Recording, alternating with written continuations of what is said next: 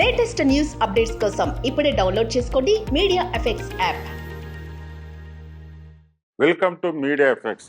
తెలంగాణలో కొత్త రేషన్ కార్డుల కోసం లక్షలాది మంది ఎదురు చూస్తున్నారు. గత కొన్నేళ్ల నుంచి కొత్త రేషన్ కార్డు లేక ఇబ్బందులు పడుతున్నారు. అయితే మీరు కూడా కొత్త రేషన్ కార్డుల కోసం ఎదురు చూస్తున్నట్లయితే మీకు శుభవార్త.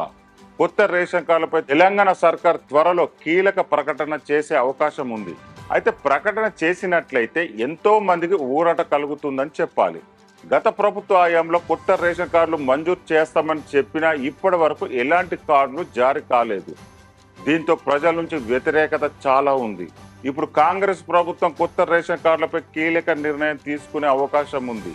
అయితే ఎన్నికల కోడ్ ఉన్నందున కొత్త రేషన్ కార్డుల అంశం జాప్యం అవుతుంది. త్వరలో కొత్త రేషన్ కార్డుల గ్రీన్ సిగ్నల్ ఇచ్చే అవకాశాలు కనిపిస్తున్నాయి. అంతేకాకుండా ఇందిరమ్మ ఇళ్లపై కూడా కీలక వ్యాఖ్యలు కూడా చేశారు. రాష్ట్రంలో ఇల్లు లేని ప్రతి ఒక్కరికి ఇందిరమ్మ ఇల్లు ఇస్తామని ఆయన హామీ ఇచ్చారు. ఇందిరమ్మ ఇళ్లతో పాటు త్వరలోనే అర్హులు అందరికీ కొత్త పెన్షను, పెంచిన పెన్షను, కొత్త రేషన్ కార్డులు ఇస్తామని ఆయన తెలిపారు. దీంతో వీటన్నిటిపై రాష్ట్ర ప్రజలు ఎంతగానో ఆశలు పెట్టుకున్నారు.